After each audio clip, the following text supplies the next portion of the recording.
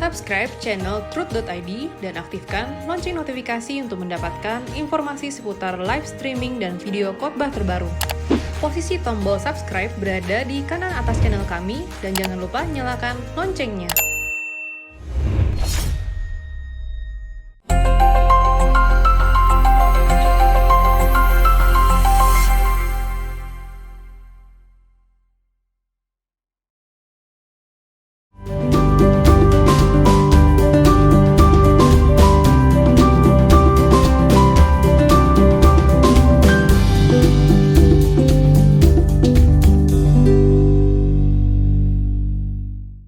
Saudara sekalian, ketika Allah mau menyelamatkan bangsa Israel dari perbudakan bangsa Mesir dan hendak membawa mereka ke Kanaan, tidak sedikit mereka yang tidak siap. Tidak siap. Jadi tidak siap menjadi umat pilihan. Dan faktanya memang ternyata banyak di antara mereka yang tewas di padang gurun. Bersungut-sungut, berbuat hal-hal yang Tuhan tidak kehendaki. Sehingga kata firman Tuhan, mereka ditewaskan di padang gurun. Orang Kristen yang tidak berani meninggalkan dunia ini, itu tidak siap jadi orang percaya. Dia hanya Kristen, beragama Kristen, tapi tidak menjadi umat pilihan.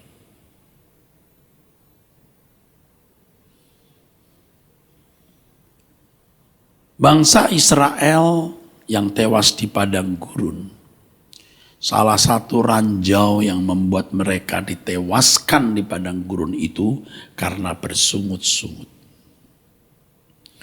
Mereka berkata, betapa enaknya di Mesir.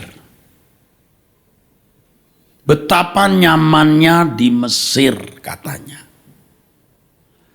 Mereka tidak percaya.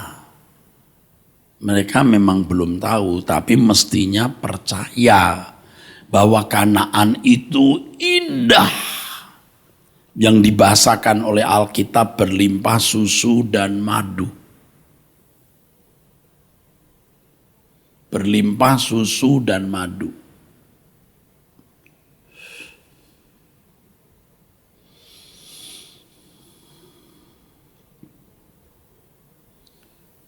Mereka tidak percaya.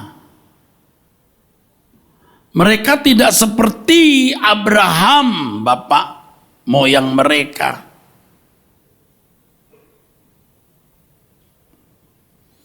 Abraham disuruh keluar dari Ur Kasdim. Abraham percaya. Walaupun dia tidak tahu negeri itu di mana.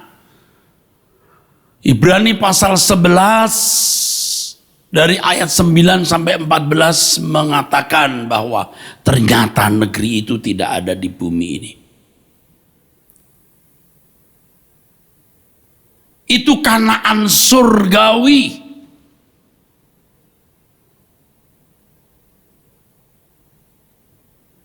Dari jauh Abraham melambai-lambai. Ini pasti bukan melambai-lambai secara fisik. Karena Abraham tidak melihat secara fisik di dalam iman. Jadi dalam perjalanan iman hidup Abraham sampai akhirnya surga itu, negeri itu menjadi nyata di dalam pikiran jiwanya dan memang ada. Nah, sekarang bagaimana kita mencontoh Abraham? Jadi kalau bicara dibenarkan oleh iman, jangan hanya sibuk ngurusi definisi iman, kajian-kajian mengenai iman, yang tidak memiliki implikasi konkret. Nah sekarang kita belajar implikasi konkretnya. Yaitu bagaimana kita bisa mengikuti jejak Abraham. Walaupun Abraham tidak tahu di mana negeri itu. Tetapi Abraham percaya ada negeri yang Allah janjikan itu. Hidup Abraham disita oleh panggilannya untuk menemukan negeri itu. Habis-habisan, saudaraku. Luar biasa, saudaraku.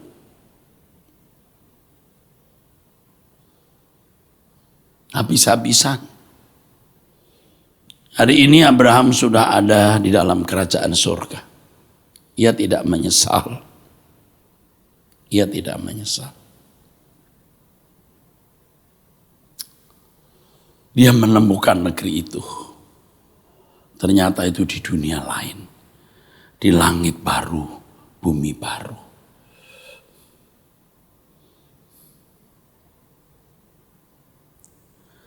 Ada satu lagu yang saya tulis judulnya Aku Percaya Kepadamu Walau Ku Tak Mengerti. Aku percaya kepadamu walau ku tak mengerti dan tak pernah ku tahu ujung jalan ini.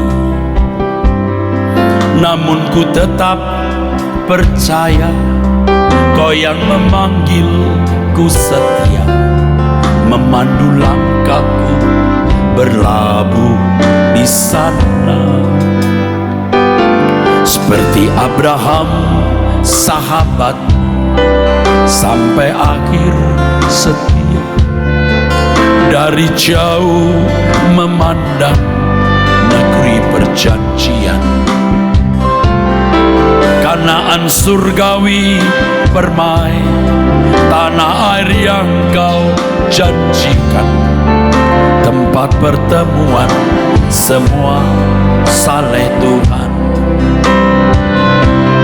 Bawa aku ke sana, ajar aku setia, mengerti semua maksud dan jalan-Mu.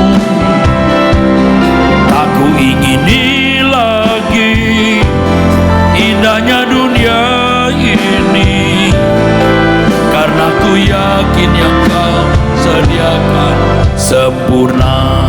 Bawa aku ke sana, bawa aku ke sana, ajar aku setia, mengerti semua maksud dan jalan-Mu. Aku ingini lagi indahnya dunia ini, karena ku yakin yang Kau sediakan sempurna.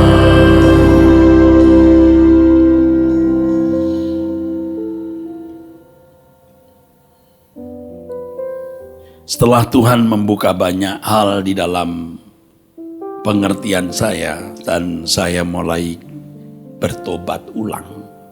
Walaupun tentu sudah menjadi pendeta, tapi harus berani bertobat ulang. Maka harus berani meninggalkan kesenangan-kesenangan dunia.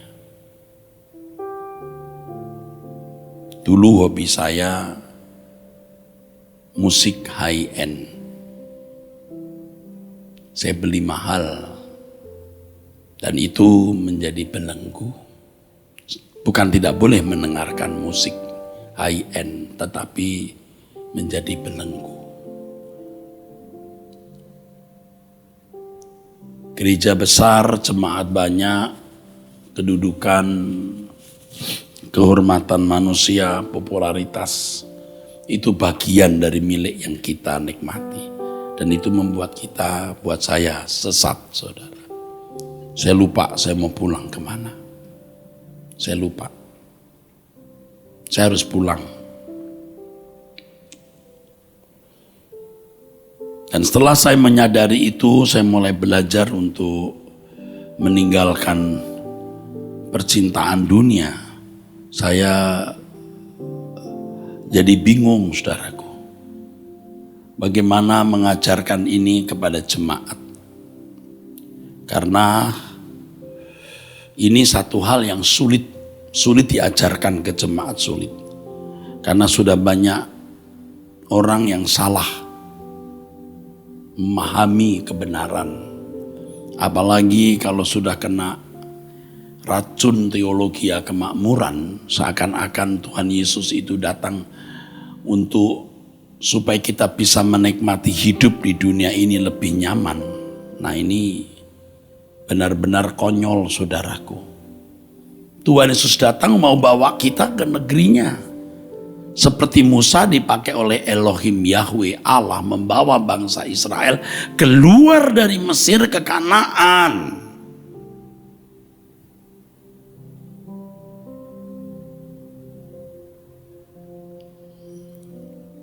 Apapun namanya, apakah teologi kemakmuran atau apapun terserah, tetapi ketika diajarkan ikut Yesus itu bisa mengalami berkat-berkatnya, maksudnya berkat jasmani, dan bisa membangun semacam Firdaus di bumi.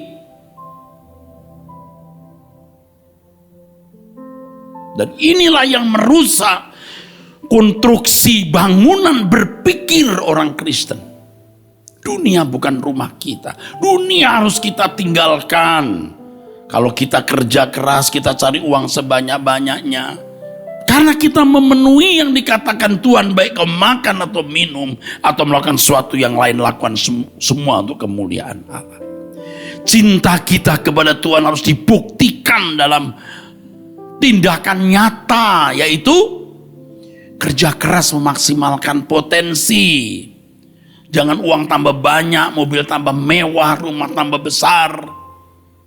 Ya, saya tidak katakan salah punya rumah bagus, mobil bagus. Bagus, mewah atau tidak itu relatif. Tapi jangan menjadikan semua itu kesukaan kita. Tadi kita sudah menyanyikan lagu Tuhan, aku rela mengosongkan bejana itu. Saat ku pulang menghadap Bapa, hanya Engkau yang kumiliki. Aduh saudara, tidak gampang menyanyikan lagu itu saudaraku sekalian. Tidak mudah. Tetapi lagu-lagu seperti ini sudah akrab kalau dinyanyikan di Rehoboth ya. Dan tentu saya rindu agar semua gereja di bawah naungan GSKI, Gereja Suara Kebenaran Injil, harus ikut jejak ini. Harus. Kalau tidak, maaf ya, tidak keberatan, you pindah sinode lain, monggo, benar-benar bukan ngusir, benar-benar bukan mau ngusir.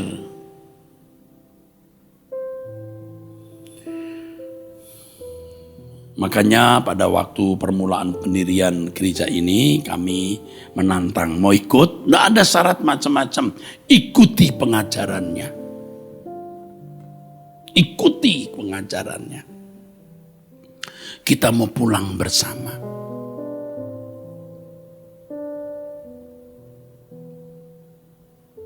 Kita mau pulang bersama. Kita mau kaya, mau terkenal, mau hebat, tidak seberapa saudara. Tidak senang dibanding kekekalan. Jangan seperti bangsa Israel yang seakan-akan memiliki hidup itu hanya di Mesir. Mesir itu bukan rumahnya bangsa Israel, bukan tanah perjanjian. Mesir itu bukan tanah perjanjian. Tanah perjanjiannya ada di Kanaan. Bagi orang percaya, tanah perjanjian kita, janji berkat Tuhan bukan di bumi ini, bukan, tapi janji berkat Tuhan itu langit baru, bumi baru. Dan saya sering mendengar ya kalimat-kalimat yang kesannya janji berkat Tuhan itu di bumi. Karena mereka mau mengidentifikasi diri seperti bangsa Israel. Salah itu saudaraku, salah. Keliru itu. Epicentrum pusat kebenaran kita itu perjanjian baru saudaraku. Yesus yang berkata, I am not of the world, You are not of the world. Kamu bukan dari dunia. Sama seperti aku bukan dari dunia. Itu maksudnya, saudara. Kalau kita tidak segera melepaskan diri dari ikatan belenggu percintaan dunia, sampai mati kita tidak bisa terlepas. Tidak bisa. Bahaya, saudaraku. Bahaya kita.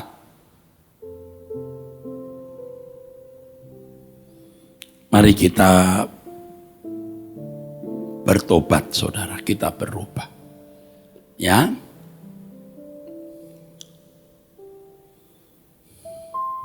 Bagi jemaat Rehobot atau secara umum Gereja Suara Kebenaran Injil yang sering mendengar khotbah saya, atau semua saudara dari berbagai gereja yang mencintai suara kebenaran, saya kira sudah akrab dengan khotbah seperti ini.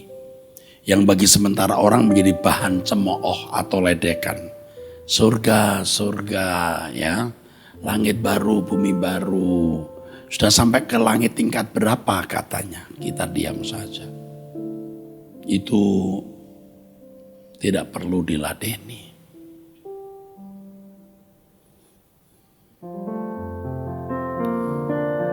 Tidak perlu diladeni, saudara.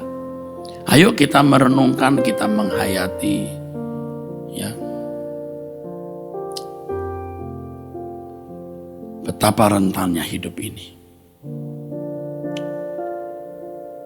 Banyak orang menjadi stres, paranoid, benar. Tapi sesuai dengan himbauan pemerintah, kita tenang. Ya, tenang. Tapi tidak gampang yang ngajak orang tenang itu tidak gampang. Kalau orang takut mati gimana mau tenang? Ya, mencet nomor lift aja, mencet lift saja pakai begini, pakai tisu, pakai kunci.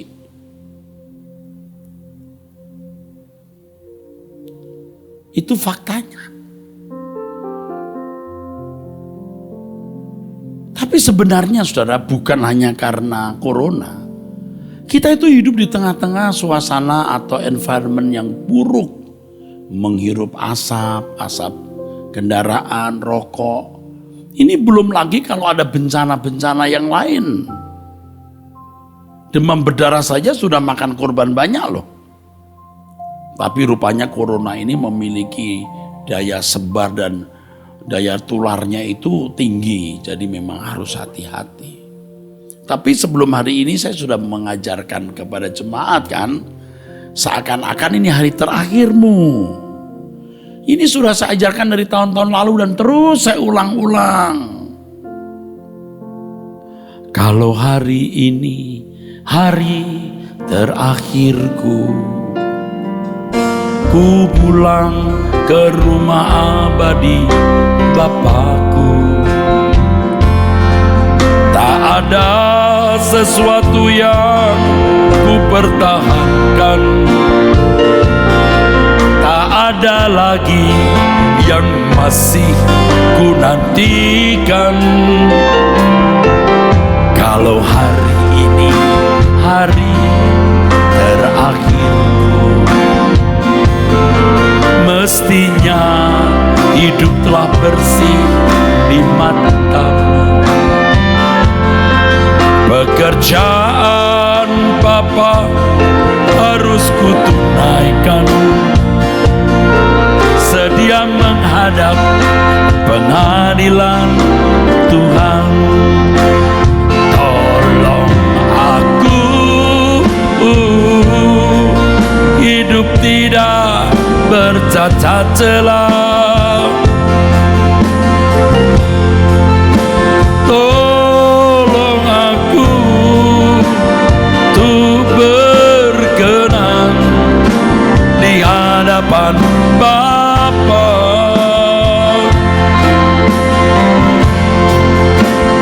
Hanya ini satu-satunya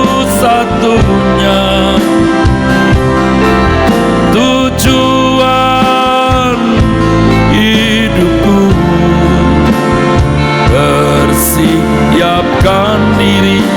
menjadi mempelai di kerajaanmu.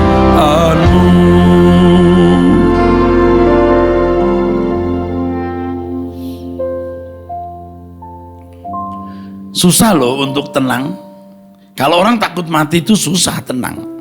Tapi sekali lagi, kita kan belum tentu pasti mati atau belum tentu kita terinfeksi virus corona. Jadi hati-hati yang pertama. Yang kedua, ya tetap tenang. Kalau tidak tenang nanti malah tidak karuan, malah tidak stabil ya. Tenang ya. Dengan sikap berjaga-jaga ya. Jangan saudara berkata, kita kan punya bilur Yesus. Lalu sembarangan. Coba saudara membaca dalam surat Petrus itu, bilur Yesus itu sebenarnya keterkaitannya bukan dengan penyakit fisik. Itu dengan karakter. Coba diperhatikan ayat-ayat sebelum dan sesudahnya. Ya enggak apa-apalah kalau mau dikaitkan dengan penyakit jasmani. Untuk pemula boleh. Tapi untuk orang Kristen yang dewasa tentu harus mengerti Alkitab secara akurat, saudaraku. Ya, enggak apa-apa, oke. Orang yang tidak takut menghadapi kematian itu bisa menaklukkan segala sesuatu. Kalau mati saja sudah tidak takut, itu berarti yang lain dia tidak takut. Nah, banyak orang yang tidak siap menjadi orang Kristen. Konyolnya lagi, banyak orang tidak siap jadi manusia. Kenapa? Manusia itu pasti mati. Setelah mati harus dihakimi. Nah, kalau orang tidak peduli ada kematian dan penghakiman, lebih baik tidak pernah jadi manusia. Dan hari ini kita lihat banyak orang tidak peduli adanya kematian. Seakan-akan dia bisa hidup 1000 tahun lagi.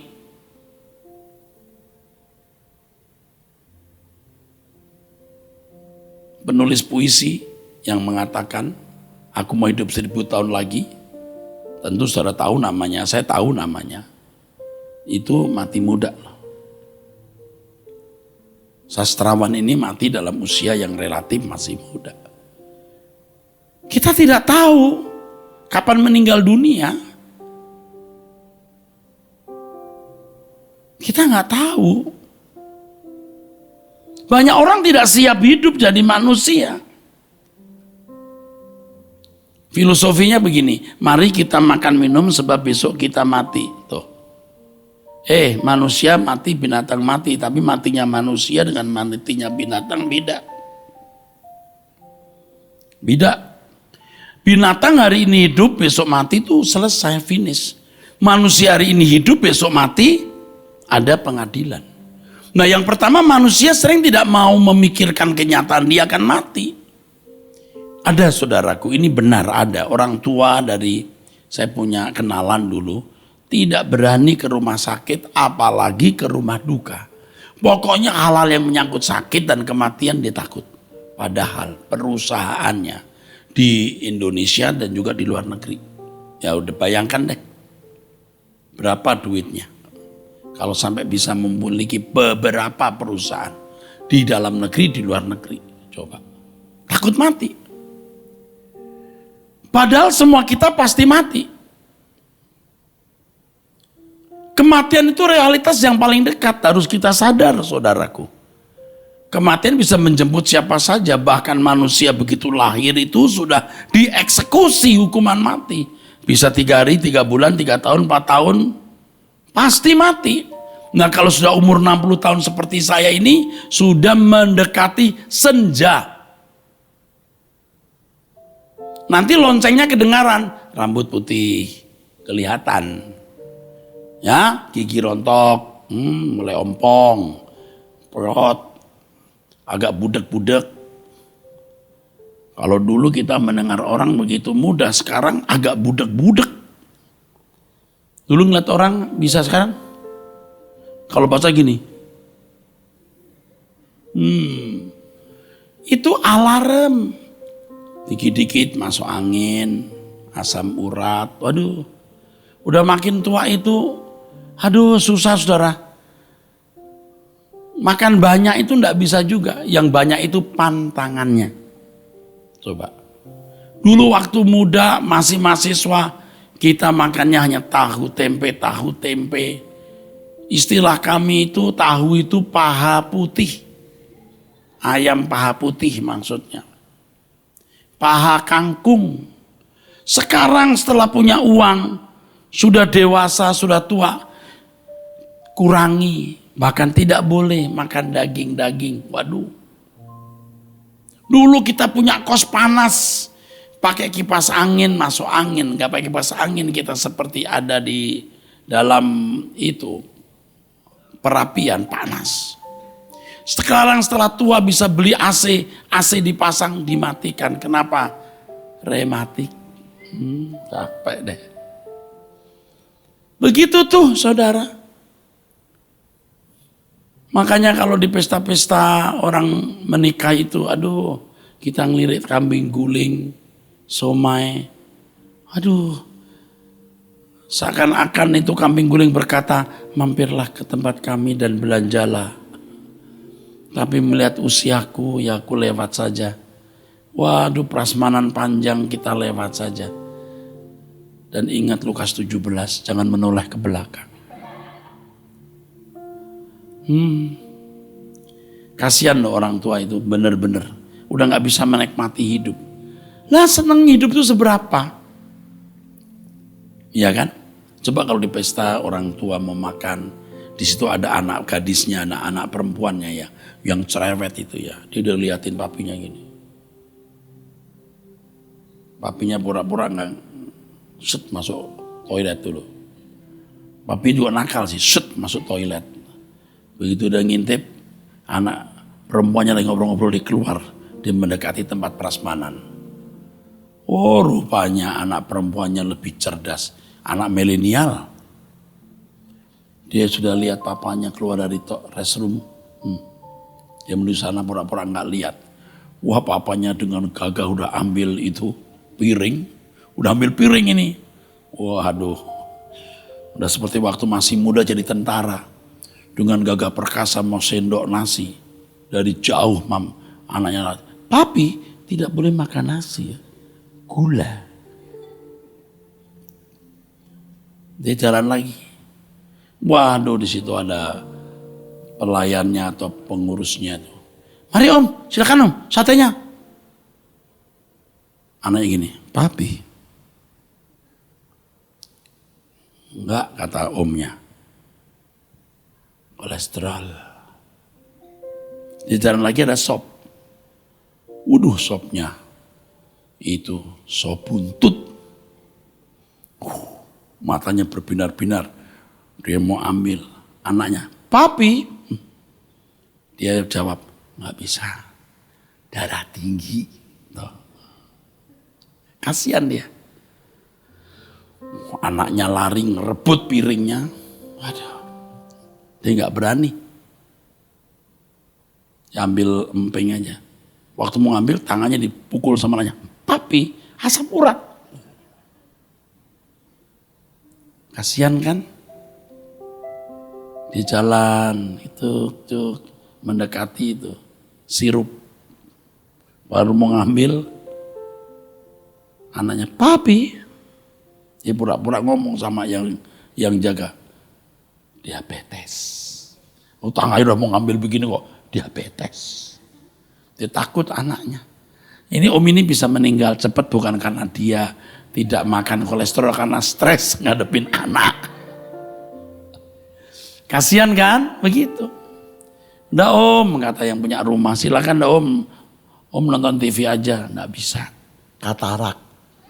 Kasihan. Ya akhirnya pembantu tuan rumah yang kebetulan di situ bawa omnya keluar. Om, kita keluar aja deh om, kasihan om. Angin-angin aja. Enggak, saya dalam aja, kata si om. Kenapa om? Masuk angin. Tuh. Angin-angin masuk angin, dikasih kursi. Duduk om, nggak bisa, ambeien. Ada.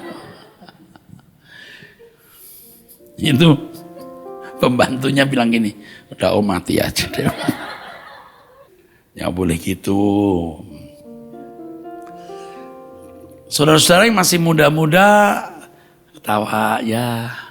Tunggu waktunya, tunggu. Kamu akan memiliki nasib yang sama. Kenapa sih makin tua makin rentan? Tuhan mau kasih tahu bahwa mendekati kematian harus persiapannya lebih sungguh-sungguh. Jangan makin tua, makin serakah, makin genit, makin sembarangan hidup. Nggak boleh begitu. Banyak orang nggak siap mati. Karena dia tidak memahami bahwa kehidupan yang sesungguhnya itu nanti, bukan di sini. Orang percaya itu di Yerusalem baru, bukan di bumi.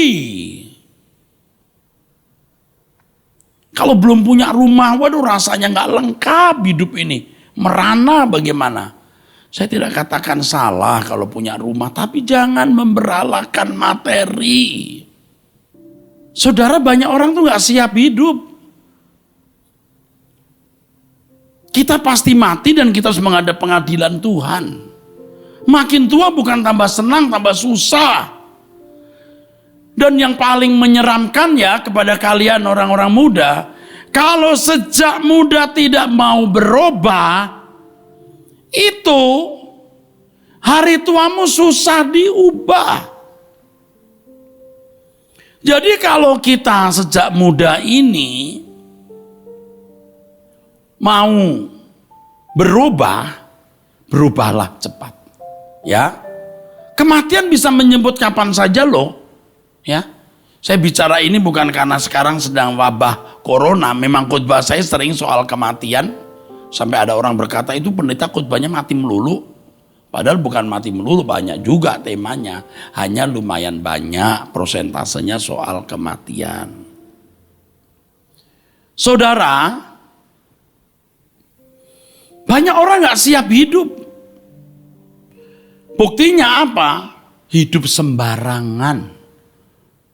Padahal segala sesuatu yang kita lakukan ini harus kita pertanggungjawabkan. Apalagi kita orang percaya. Kita orang pilihan Allah yang dikhususkan untuk mewarisi kerajaan Allah bersama-sama dengan Tuhan Yesus.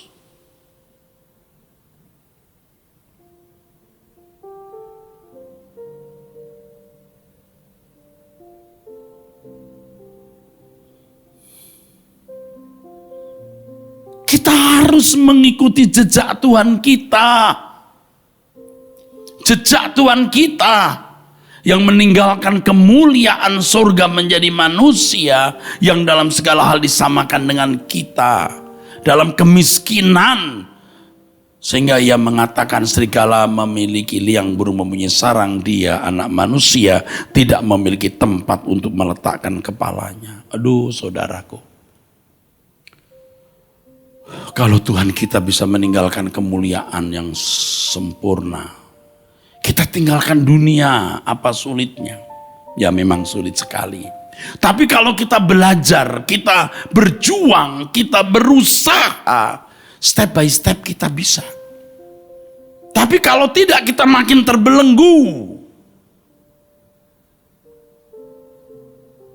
Kita makin terikat. Sampai pada titik tidak balik, kita tidak pernah bisa berubah. Karena percintaan dunia telah membelenggu, memasung hati. Nah saudaraku, kalau tadi saya berkata banyak orang tidak siap hidup, manusia pada umumnya. Hidup sembarangan, tidak mempersiapkan diri menghadapi pengadilan, lalu pasti takut mati. Nah itu fakta. Nah kalau orang percaya, karena kita umat pilihan, standarnya beda. Bagiku hidup adalah Kristus dan mati adalah keuntungan. Bagiku hidup adalah Kristus dan mati adalah keuntungan.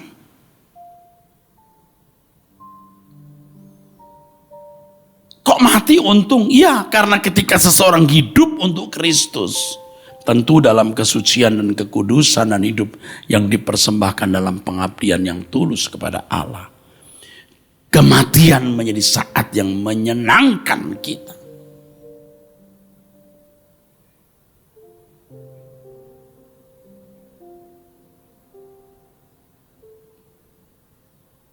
Kalau saya kirim bunga untuk orang meninggal, saya tidak pernah menulis. Kalau pihak agen bunga ya tidak mengubah, selalu saya minta ditulis turut sepenanggungan, bukan turut berduka cita. Padahal mestinya yang normal itu untuk orang Kristen turut bersuka cita. Ketika orang meninggal dunia, berbahagialah orang yang mati dalam Tuhan. Jadi turut berbahagia, turut bersuka cita. Tapi kalau kita tulis begitu, kita jadi aneh. Jadi kita harus memahami ini, saudaraku. Kehidupan Kristiani yang benar ini, meninggalkan percintaan dunia, meninggalkan dosa. Kita siap untuk dimuliakan bersama dengan Tuhan Yesus. Tidak takut menghadapi kematian.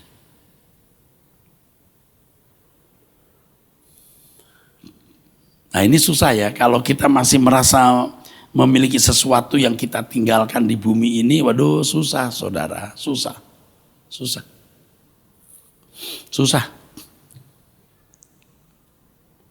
Ngomong sih gampang ya, saat ku pulang menghadap Bapa, hanya Engkau yang kumiliki. Aduh, susah. Apalagi anak-anak muda yang belum menikah. Aduh om, jangan dulu dah om, saya kan belum menikah, enak aja. Mau meninggal buru-buru, om enak udah tua. Kita yang masih muda, ya saya tidak tahu apakah kamu sempat menikah dan punya anak, nak. Kalau Tuhan datang dalam waktu beberapa tahun ke depan atau perang atau bencana, kalian meninggal juga sudah nggak sempat. Saya nggak mendoakan itu, tapi itu possibility-nya tinggi, ada. Maka harus mempersiapkan diri sungguh-sungguh. Gereja hari ini harus menyampaikan ini. Saya tahu untuk anak-anak muda nggak laku khotbah begini. Iya, anak muda nggak suka. Om Meras, kalau khotbah jangan mati-mati melulu dong, kita masih muda. Nak sini kamu bisa mati nggak? Bisa. Kamu bisa mati nak. Kecuali kamu nggak bisa mati, kau boleh ngomong begitu. Sekarang apa ruginya sih kamu tahu kebenaran ini bahwa kamu bisa mati? Supaya kamu bertobat, kamu mengubah diri. Kamu mempersiapkan diri pulang ke surga. Harus tahu bahwa hidup yang sesungguhnya nanti di balik kubur. Dunia ini bukan satu-satunya kita memiliki kesempatan hidup. Kesempatan hidup yang Tuhan berikan justru nanti di belakang kubur kita. Jadi kalau orang Kristen tidak siap hidup suci, tidak berjuang, walaupun tidak mudah, ya, tapi harus berjuang, tidak berani meninggalkan percintaan dunia, dia nggak siap jadi Kristen. Apalagi kalau diajarkan Tuhan itu besar, ajaib, luar biasa, minta apa saja. Lalu seakan-akan Tuhan bisa diperdaya, dipakai untuk kesenangan-kesenangan hidup di bumi ini. Wah sudah, makin tidak jelas hidup kekristenannya, saudara.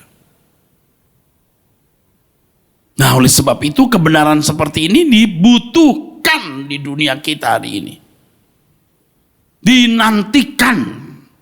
Orang-orang muda harus mendapatkan kebenaran seperti ini. Dan tentu si pemberita firman dan orang-orang di sekitarnya harus jadi contoh. Nah, kembali kepada pokok masalah. Seperti bangsa Israel yang harus keluar dari Mesir menuju Kanaan. Padang gurun itu hanya training, tempat latihan. Demikian pula kita harus keluar dari dunia ini. Dan segala pergumulan hidup yang kita alami sekarang ini. Itu cara Allah mempersiapkan kita untuk mewarisi kerajaan surga bersama-sama Tuhan kita Yesus Kristus.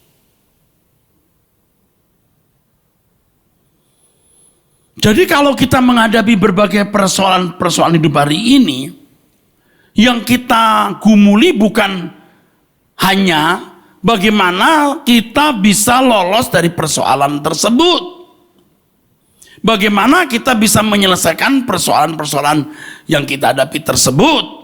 Tetapi yang kita persoalkan adalah bagaimana kita menyelesaikan karakter kita yang belum seperti Yesus, yang tidak layak sebagai anak-anak Allah. Persoalan bisa belum selesai, tetapi karakter kita diselesaikan di situ. Karakter kita diselesaikan di situ.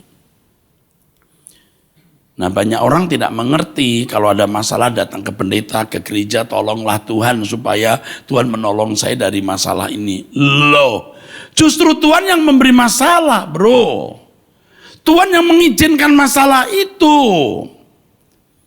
Yang mau diselesaikan itu bukan masalah itu yang penting, tapi karaktermu, kedewasaan rohanimu yang harus ditumbuhkan. Pasti masalah itu tidak melampaui kekuatanmu dan pasti selesai pada waktunya karena selalu ada jalan keluar. Tetapi di sini yang penting bukan bagaimana cepat-cepat keluar dari masalah tersebut. Nah, itu kan contoh orang yang mau menjadikan dunia ini sebagai Firdaus. Cepat keluar dari masalah, cepat mendapat jalan keluar. Lalu di gereja diberi janji, engkau pulang tidak sama seperti engkau datang, masalahmu diselesaikan. Ikut Yesus, masalahmu diselesaikan. Ikut Yesus berarti masalahmu diselesaikan. Tapi kalau sudah mendengar khotbah saya, ikut Yesus berarti membuat masalah. Karena kamu harus di-training di dunia ini untuk menjadi anak-anak Allah. Allah bisa mengizinkan banyak masalah terjadi untuk kebaikan kita, untuk kesempurnaan kita. Jadi saudara mesti mengerti, jangan gampang menerima janji-janji seakan-akan pendeta itu hebat kalau berdoa selesai masalah gampang. Apalagi kalau saudara sakit-sakitnya karena saudara ceroboh. Tidak gampang disembuhkan kalau Tuhan gampang menyembuhkan orang-orang seperti ini. Orang itu tidak bertanggung jawab dan Tuhan melanggar firman-Nya sendiri. Yang kamu tabur, kamu tuai. Saya berharap saudara mengerti yang saya sampaikan ini. Hidup kita singkat di dunia ini, saudaraku. Kita hidup hanya untuk mempersiapkan diri buat kekekalan, saudaraku. Hidup kita hanya persiapan untuk kekekalan, saudara. Kita hidup hanya untuk kekekalan. Apalagi hari ini dengan wabah corona. Life is so tragic. Prepare yourself for the eternity. Hidup ini begitu tragis. Siapkan dirimu untuk kekekalan. Life is so fragile. Sangat rentan. Prepare yourself for the eternity.